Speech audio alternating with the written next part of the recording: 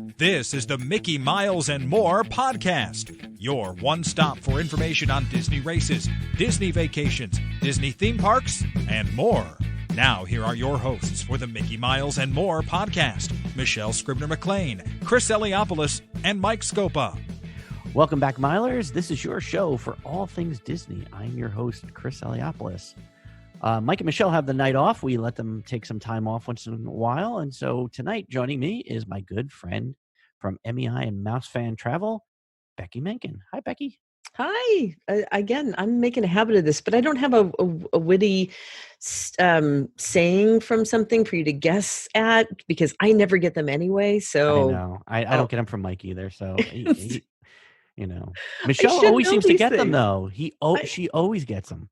I sit there and I'm always going, what? Where's that possibly from? And you would think I would know these things, but I just don't. It's embarrassing.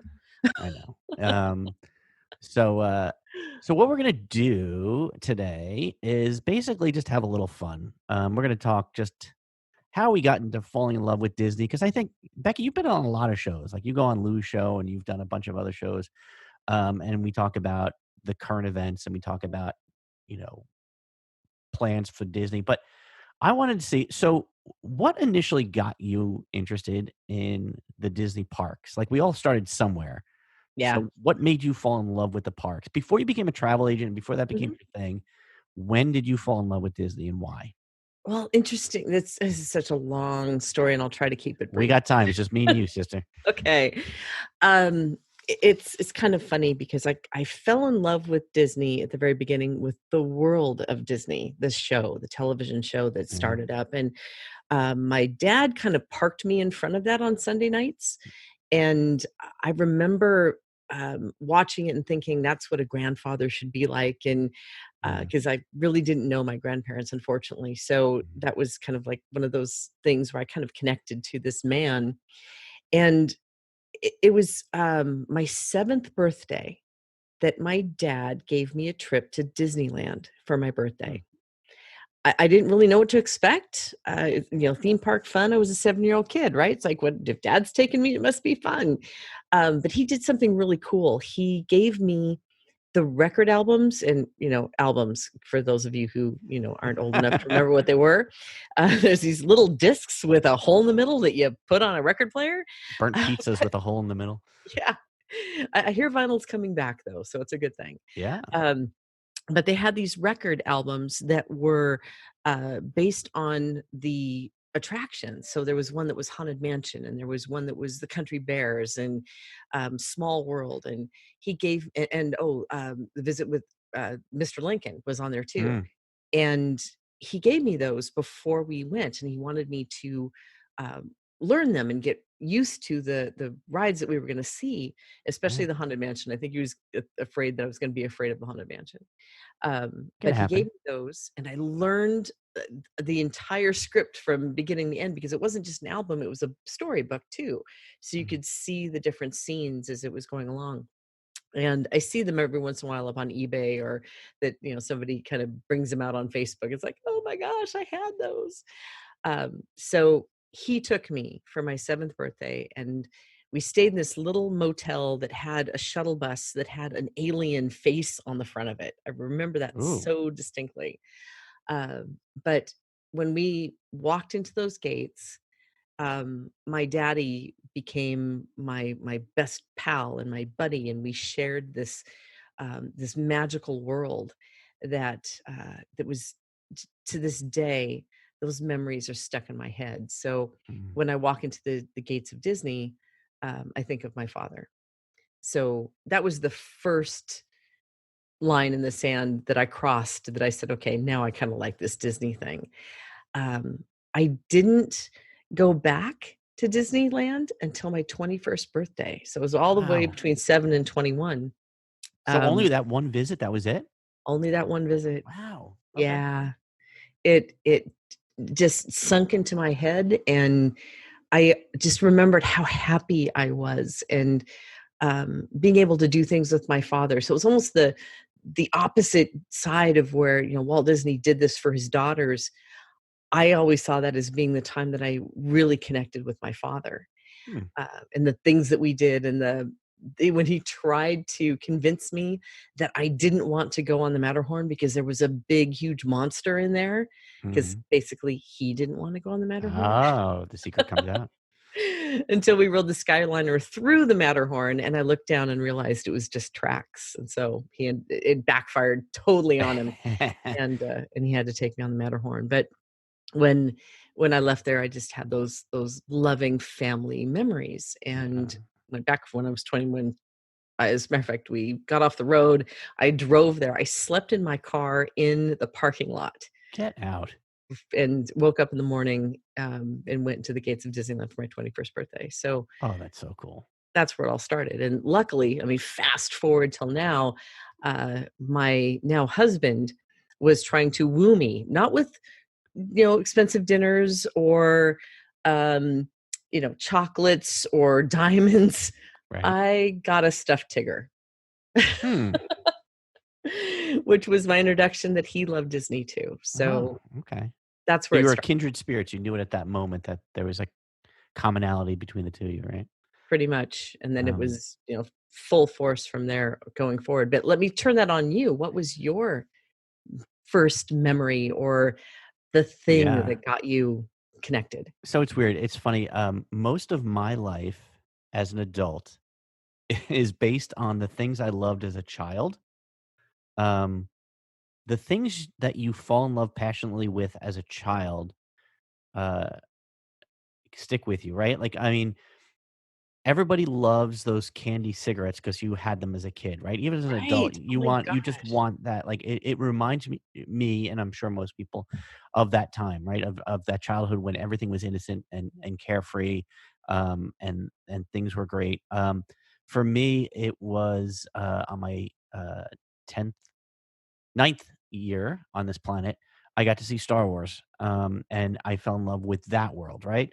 Um, when I was a bit younger, I started reading Peanuts comic strips, and I remember just sitting and reading them and falling in love and tracing them, and um, so it sort of shows, right? As an adult now, I'm into Star Wars. I'm a cartoonist whose stuff looks very much like Peanuts.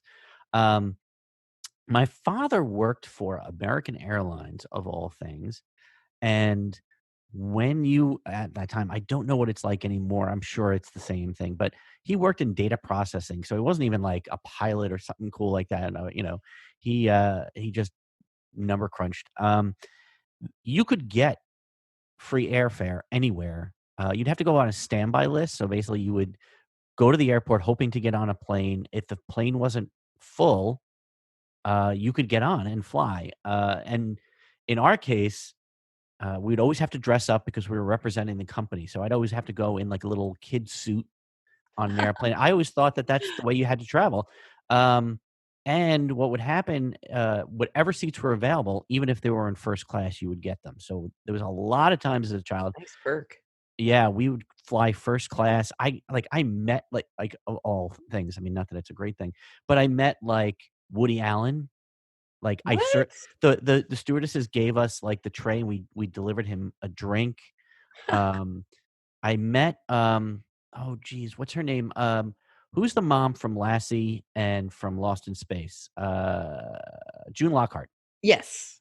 So it was funny. She was doing a game show in New York. She was flying back. They put her in coach. We were in first class. I had to go back and I introduced myself because I loved Lost in Space. So I drew a picture of the robot and I brought it to her, and she was really sweet. And then when we got off the flight, we had to go to the to get our luggage, and she was there, and she actually held my hand, and we walked together to Oh, to the to the gate to the carousel. But what's interesting is years later, I was at a comic book convention. She was there, and I went up and I gave her a copy of one of my books and told her this story. I told her, "You're not going to remember this, but it meant so much to me," and she was just in tears and was great.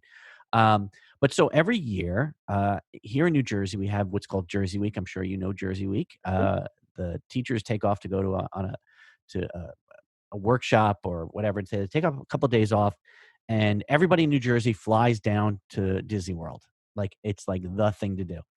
Since we could go anywhere for free, and my aunt lived in Marina Del Rey in California. We would fly out, we would stay with her for free, and then we'd go to Disneyland. So we were always going to Disneyland. So we would go at least once a year for good God, maybe 10 years at least. To Like I'm so old. Disneyland? For some reason, Disneyland. I thought you were Disney World. Okay, I'm learning No, something we did today. go to Disney World starting when it opened, like in '71, and we did go and visit, and I think we were like 71. It was fairly close to the opening. We were there maybe 72, but ours was Disneyland. We would fly out to Disneyland. You got to remember, it was Magic Kingdom only at that point. We went back the year that Epcot opened, but we were there so early at Disneyland. Were you there when they still had the ticket packs? Yes. Oh, yeah. Okay, yeah. So it was kind of like an experience different from today. You had to really make those hard choices. What was that e-ticket going to be? Because my Right. parents, again, we, didn't have a lot of money. You have to make those hard choices. So we would go every year. And so for me, like, I mean, we still have pictures from all of that.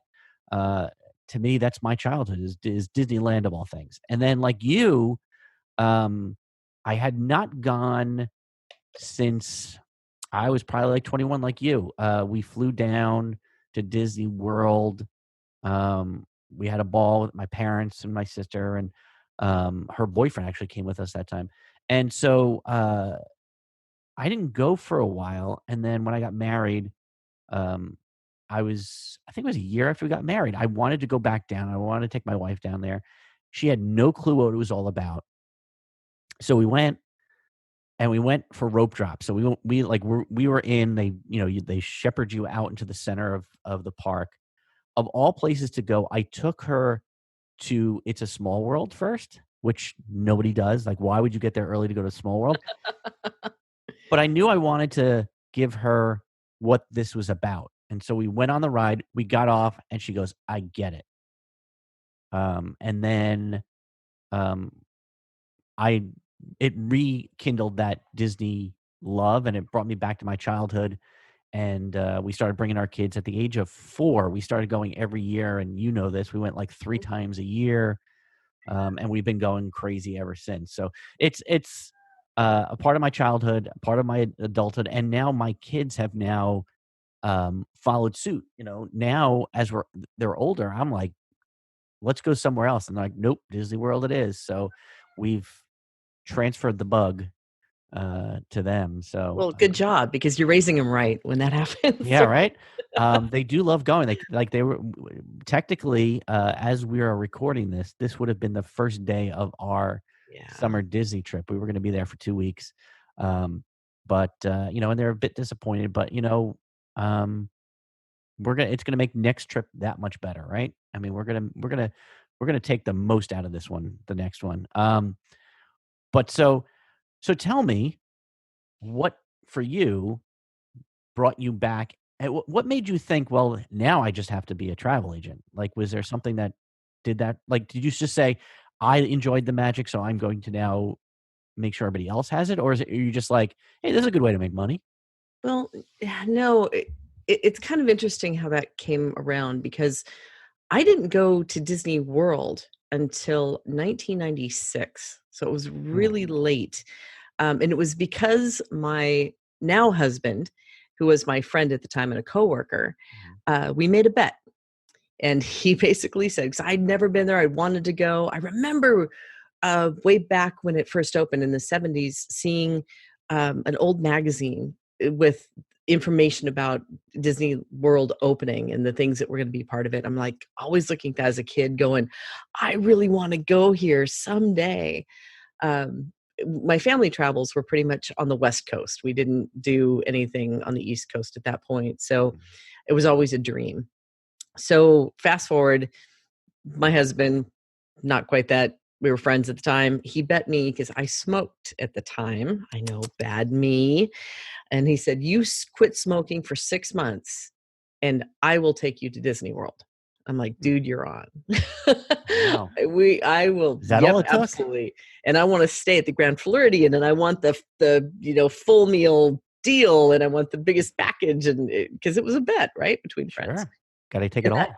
exactly. In that 6-month time period, I ended up quitting smoking, and we started dating in that time too. Oh, So I won. I both think ways. he won too. Yeah. and Winning. he said, but we're staying where I want to stay. And I said, okay, fine. So we ended up staying at the Boardwalk Inn. Hmm. And when we were there, we'd been dating just about 3 months, got there, fell in love with the place. We both looked at each other and said, we'll be coming back here more and more. Hmm. So later on, we were both working for a software company here. And we decided to get married, and we got married and we honeymooned there. So 97, I was back, and that's when I learned that the celebration cycle for Disney is an 18-month one, because I got the pink castle when I got there, and I got the pink castle the following year. Oy. The pink castle was there. And you still went back. That's And I still amazing. went back. Yeah. So we're still working for the software company at that time. And it I was kind of getting bored with my job, and Yeah. I wanted something of a challenge, and I wanted to do something. And Chris looked at me and he said, what do you love? What are you passionate about? What do you want to do? And I said, well, I kind of like to travel. And I always kind of thought that I might be good at helping people find vacations and fun. And he said, well, what is it that we do most? I said, I love Disney, and I think I could probably help people Mm. make magical vacations and putting this together. And he looked at me and said, all right, let's do it. Hmm. So he decided that he built me a website. I partnered with an agency. I was an independent contractor at the time, and just kind of went from there. And it Hmm. was never really about the money. It was about connecting to that thing that I love and helping other people connect to it, which Yeah. I think was what's so cool about the Disney brand, because there's not a lot of brands. I think Apple is the only other brand that I can think of that people will go and stand in line for, or Yeah. that people connect because of the product. Right. And I I'm sure that you and a bunch of our listeners have people who are. I'll always kind of say that they've got family members that look at them kind of cross-eyed when they say, "You're going to Disney again?" but Yes. but Many I get times. it. And I think that those of us who have that, and we have that passion for this thing, because I don't know, is it that it makes me feel like I'm 8 years old with a platinum Visa card? Sure.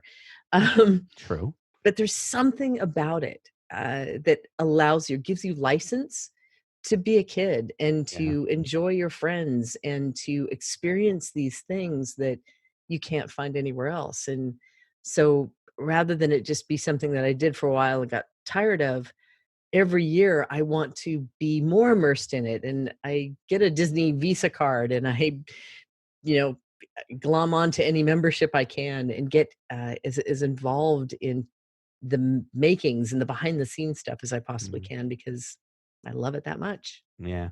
No, it's weird how the two of us fell in love with the Disney brand and the park stuff, and then it turns into things we did as adults. Like, obviously I did the book, but I have a friend of mine who he used to work in comic books. He works in Disney now, and he does a lot of drawing for them. I'm not sure. I don't think he's in Imagineering, but um, he does work for them.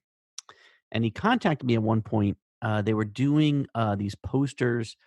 What was the attraction across from Some of All Thrills? It was Habit Heroes. Remember that one? It was sort of like eating properly and getting exercise, and there was this whole kind of thing in there.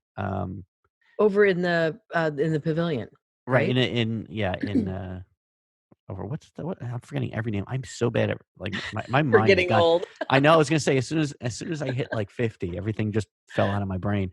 Um, but he called me up and said, we're gonna do some poster designs and I need some typography. And so I did some work for Imagineering. So I had some of my work appearing in the parks, which is absolutely, That's cool. yeah.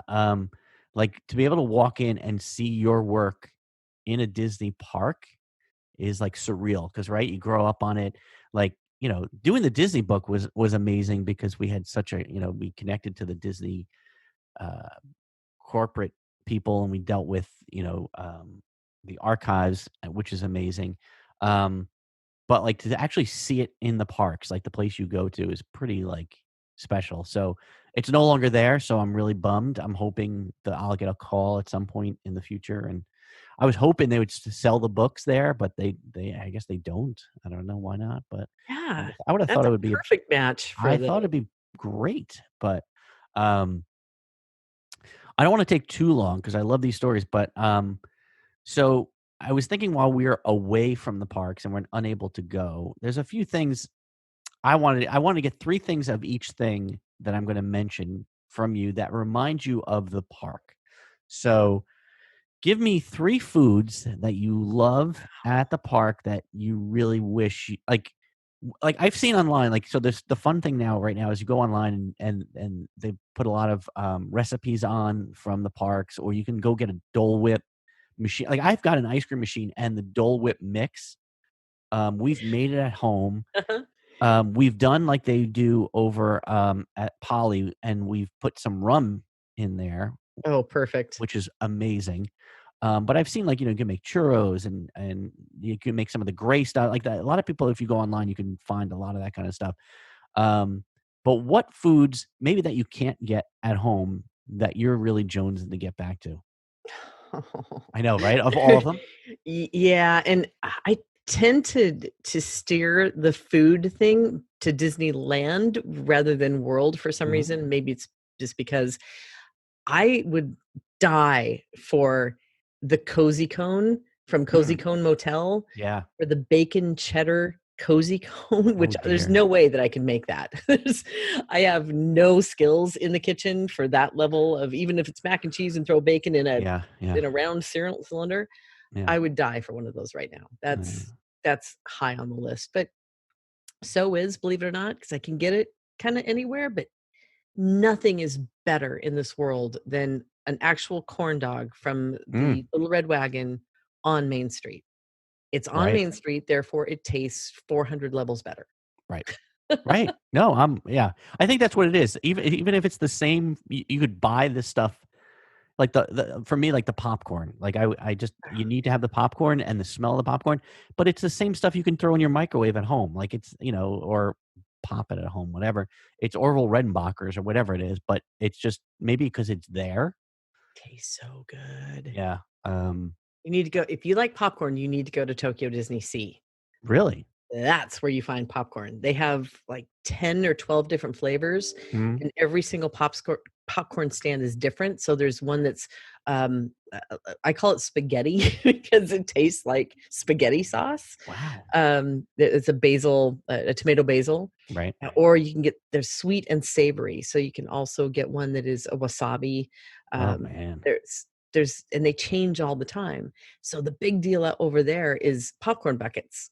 You just like here, they kind of started Hmm. becoming very popular, but Right. there you get your popcorn bucket and then you run around and you get the different kinds of Flavors. flavors of popcorn. Yeah. So They do have it like I was gonna say one of the ones I do miss, they have in Epcot, they have like right by the in between the land and Imagination, there's like a popcorn stand, and they have 3 flavors of popcorn. I think it's like regular.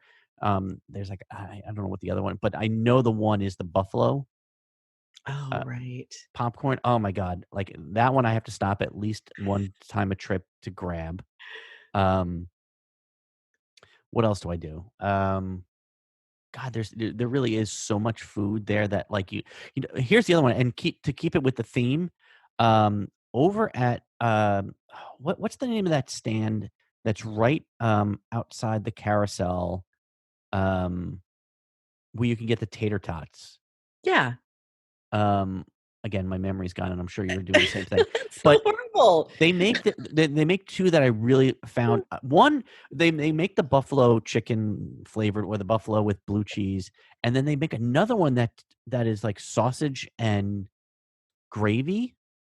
I haven't had those That yet. was like they only have it for breakfast, and I thought it was gonna be awful, and I just gave it a shot because I wanted to try, like, one of a kind things, and it is, like, absolutely blow you out of the water. delicious. And so I have to go and have those tater tots at some point, or I'm gonna die. They had a pot roast mac and cheese there at that Oh same man, location, which they did away with it. I don't know why they decided to do away with it, because it was incredibly popular, and that was kind of my go-to for Mhm. just a real quick meal, which was so freaking good. See, But then I can go back and think about, there's nothing better than a good old-fashioned Nautilus at Trader Sam's. I know what. I actually do miss that place. Like, you know what it is? My kids just turned 21, and we were so excited for this trip because we were going to be able to take them You were after gonna eight get your o'clock. kids stalkered. Got it. Yeah. Look, not for nothing. I love Trader Sam's. I love Disney. We all know when you order a drink, it is not heavily alcoholic. It's they It's water that PG stuff down. PG Yeah, version of an alcoholic yeah. drink. Unless Got you're it. going to get shots or you're going to get a beer, the mixed drinks tend to be very light. Like there's not very much heavy handedness on the bartender's side. Okay. But okay, go ahead. Sorry, to go back in time. Are you Yeah, talking about the Friar's Nook? that's it. Friars Google Nook. was my friend because I I couldn't remember know, what it was. I know. It's so But terrible. if you look it up, there's like 3 or 4 different flavors of the tater tots, and that was like amazing. My wife likes we have to stop and get the cream cheese filled pretzels. Pretzels. You can get them at Launching Pad right there, or um, it's like that's like the thing you have to go get. Mhm. Like we literally have to stop and seek it out. Um, what other foods do you have any It's other? I mean, Disneyland too. I don't care. I like, but is there like a food that you can't get anywhere else? I mean, there's one that I adore, and my body likes it way too much because I probably still have a couple of them sitting on my thigh. Um, yeah. a churro funnel cake. Oh my God. Seriously, it's the Yeah. most amazing thing and so sweet. Well, you know me, I like sweet. Yeah. Yeah. Sadly, I'm really drawn to it. You could smell it from half a mile away as you're approaching to go get it, Yeah. and it is so great. Just don't try to eat one on your own because you're probably going to a diabetic coma. Um, Yeah. but Yeah. you and 4 of your closest friends or your family members and split one of those things, and it's just heavenly. Yeah, I know my son. That's the thing. It's like we have to stop to get the pretzel for my wife. My son loves the what does he love? The funnel cakes from of the location because you can get them on the boardwalk and you can also get them Yeah. at Epcot and It so he you're loves that.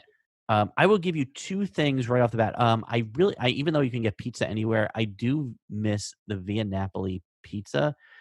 For some reason I never have a pizza this way, but I always have pepperoni and anchovies. I know it sounds like gross and yuck, That but sounds horrific. I know, but it's Who are wonderful. you? I know, but it's wonderful. The other one is a weird one. It's the only reason I hate water parks. I hate the germs. I hate that whole thing. My kids love to go to the water parks, but I'm trying to remember if I think it's Blizzard Beach. They sell these donuts right out in front that are they make them fresh right there for you that are absolutely amazing. Like if you were to go and spend all the money to go to the park and just eat those donuts, it'd be worth it in my mind. Okay.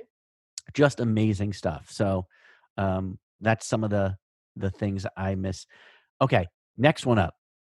What are the sounds you miss the most? Like so if they were Oh, like I hear the easy. train coming into the station when you walk into the entrance. That just it's like Pavlov's dog. I just feel relaxed the moment I hear that, right?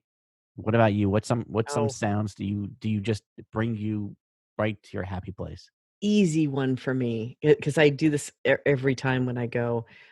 When I go to Disney World, it's always at World. I fly in and I don't get there till late at night because, of course, I have to fly across country. Mhm. So I check into my hotel and I'm usually staying in the boardwalk area. And the first or second cue of whatever fireworks show is going on at Epcot at 9:02, Mhm. I I hear that pop of the pyro, and it just makes me feel so comfortable and at home. Yeah. Just and I could be sitting in my room just unpacking and getting ready for the next day, and you hear that firework popping, and it just, I don't know, it makes me feel comfortable and wrapped in a warm blanket of Warm Disney pyrotechnics. blanket. Yeah, Yeah. Yeah. I love that. I think yeah, it's, you know what there's a soundtrack they use around Epcot that I don't know if they still, because I haven't been there since they've changed over the fireworks. They have a soundtrack that goes around World Showcase before the fireworks goes off. It's like sort of Yep. their nighttime. I have it at home. I have it with me, and when I'm feeling tense or stressed, I will put that on and just sort of meld into the Disney happy place. Like I Mhm. just lose it. The So my family knows if they hear that coming out of my studio that I Leave you might need, alone. yeah, I might need some time. So It's your man cave. Your man. yeah, my little studio like haven. So so the Disney tracks go The on. other one I like too, because the train whistle was one of the ones that I thought of right away, but Mhm. I like to hear the horns on the boats, on the friendship boats. Oh yeah. When you hear that little as they're coming in and you hear the boat horn, that's always just a little warm blanket too. Yeah, yeah. I mean, I mean, it's going to be interesting. A lot of the things I like are going to be changing or have changed. I love going by Splash Mountain and hearing the splash and the screams. To me, that's a Screams are vacation. comforting?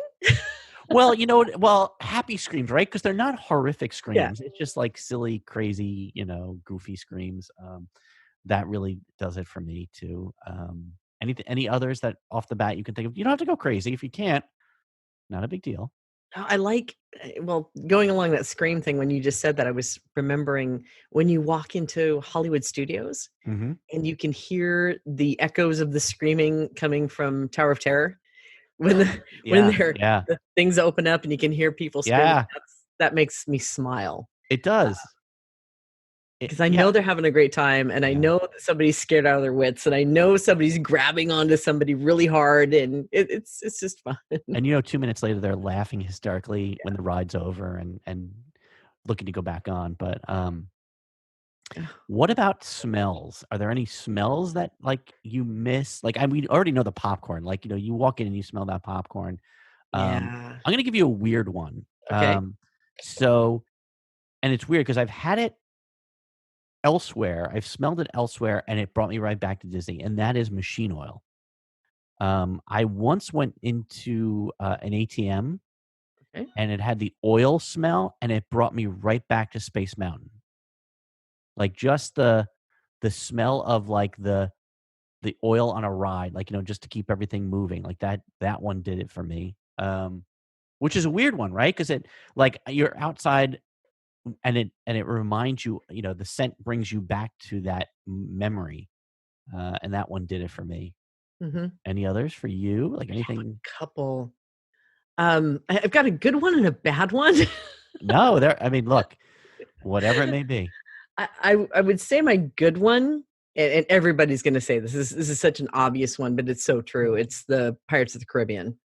You Mhm. walk in there and it has this distinct smell of the water, and it Yeah, smells the same in world as it does in land. So no matter where you right. are, you get that same It actually smells the same in Small World too, in a sense. I mean, yeah, it it's kinda not does. as a little bit. I know it's the chlorine or whatever they put in the water to make it a little bit healthier than like germ infested seawater thing. But yeah, yeah. Yep. So that would be the good one, even though it's not all that great, but it's good. Mhm. Well, I guess another good one would probably be, oh, well, yeah, when that was up. Anyway, I'll go the bad one. Rome burning. Yeah, You can smell that as you come around the corner in Spaceship Earth, and yeah, you know what that smell is. As a matter of fact, my husband and I were on Adventures by Disney in Scotland, and he's really into Scotch. He is over the moon really. with Scotch. So we Okay. did this tasting, and the Adventure by Disney guy, Dusty, like pointed at me and said, "Here, smell this." And I like walked up to it and I'm like going through the scotch tasting, and I got to this one that was really, really peaty and smelled it. It's like, oh my gosh, that's Rome burning. Yeah. So yeah, it's not the best smell, but it does take me back to Epcot and those memories. I sent you a link today from this company called the Magic Candle Company, and they actually have a scented candle that is Rome burning. Burning. They have a whole bunch of them, and that's why I was thinking about the smells because I actually went and bought like 4 different ones today. But if you go to their website, not that they haven't sponsored me or anything, but they have a bunch of different um, sprays, and they have different bath oils, and then they have candles that all have different. They're not official, so it's sort of like mouse waffles, or splash, and it sort of kind of gives away, or the popcorn stand, or gray stuff, or the pineapple whip. So I got a few of those. So if you're at home and you're looking for something that you're looking for that smell. Yeah, there's a couple of great companies out there. Those guys do it, and Mhm. also Core Memory candles, I Okay. hear are really good too. And Oh. the gal who runs that, Lisa, has things like carrot cake cookie, and one called Bright Suns, which I think is brand new. So I've heard a lot of really good things about hers, and I probably should order some because We at this used to have that point, debate. Didn't we have that debate between the cookies at the writer's shop at that time, right? It was the carrot, and yes, what was the and it was what was the Butterfinger cupcake. oh, that's right, that I introduced you to. Yes, and then I fell in love with, and again, that's probably on my other thigh 5 years later because Do it's they still have them? so Do they good. still, because I know the writer's shop closed down, and then Starring Rolls closed down, and those were the 2 places that you could get the Butterfinger Those specific, cupcakes. Yeah, yeah, types, I wanna say that they were, well, the writer's stop when that went away because they went over there yeah, for a while. Hey, there's a good thing to go and research when we get back, if once we do get back. yeah, Because, yeah. by the way, the thing about the carrot cake cookie, and you and I have argued about this for Uh-huh. centuries, Yeah, it yeah. seems like, but I don't want vegetables in my dessert. It just I doesn't don't know. I taste love carrot good. cake. I'm there, but yeah, I think I was the Butterfinger, weren't you? No, you and I were both Butterfinger. I think Lou is the one that was for the carrot cake. No, he would definitely was for the carrot cake cookie. He and I have Yeah, argued about that yeah. for years as well, but, it's so amazing that you find one thing that, that makes you smile and lifts your day and lifts your Mhm. spirits, and that's your go-to. Again, as simple as a corn dog on Main Street. I Yeah, mean, yeah. it We did. it Yeah, it we makes did. all the difference. We did. So, I one trip did an all snack trip. So I sought out all the different snacks that are only available in certain places that aren't like the ones that you could get in 50 different places. Like I said, like the tater tots you had to get, or whatever the specifics were. And that was a blast because it turned the trip into something new. It turned Disney World into something new. We had to seek out, like they had the cronut. Do you remember? Like they had the cronut over there in Epcot. Yum. It was amazing, and like my family was like, where did you find? Like I don't know where these. And I will give a shout out to AJ over at what is it, the Disney Food Blog? Yep. Um, because I bought her digital books, and they were helpful in finding some ones. The last trip, what my wife and I, we went alone. The boys were off at college, and we went down and we did a cheese board trip. Oh, So yum. I looked up online to find out where the best cheese boards were, and then we would, in the middle of the day, we would just go over to Polly and get a cheese board and have a glass of wine, or we would go, well, we were in Epcot, we would go over to Italy and go into their wine Oh, that's the cellar. perfect place there. Oh, yeah, and so, we sought out all the, like, and we didn't book any dinners for that trip. We just basically snacked our way around and did Mhm. cheese boards. I mean, our cholesterol was probably through the roof after that trip, um, but it was a wonderful way to switch it up a little bit, so, it's highly recommended, so, There's so many ways to enjoy it, and you yeah. get, addicted to the Food and Wine Festival, and then you have to make sure Yeah, to hit all of the kiosks to get just the right thing that you remembered from last year, and, yeah. it's just it's So amazing. Again, know. I'm just in love with the place. Yeah. No, it's all. Take my Um, money. I know. Please let us come back. So, but we're gonna. I think it's. Oh my God, I took a lot of your time. I know you're really busy. So, I just want to thank Beci Mahken from MEI MouseFan Travel. When things get back and going, please use her wonderful service. They've helped me for years, and I would never do a Disney trip without her or her company. Now that we're back on a podcast, feel free to go back to our Facebook page and let us know some of the smells and the foods and the sights and the things you miss most and what brings you right back to the parks. We'd love to hear it, and be sure to keep subscribing. Tell your friends about it, and we'll see you on the next show. We hope you enjoyed listening to today's episode of the Mickey Miles and More podcast. For all of us here at the Mickey Miles and More podcast, this is Rick Gregg saying thanks for listening and all your support. And until next time, we'll see you on the road.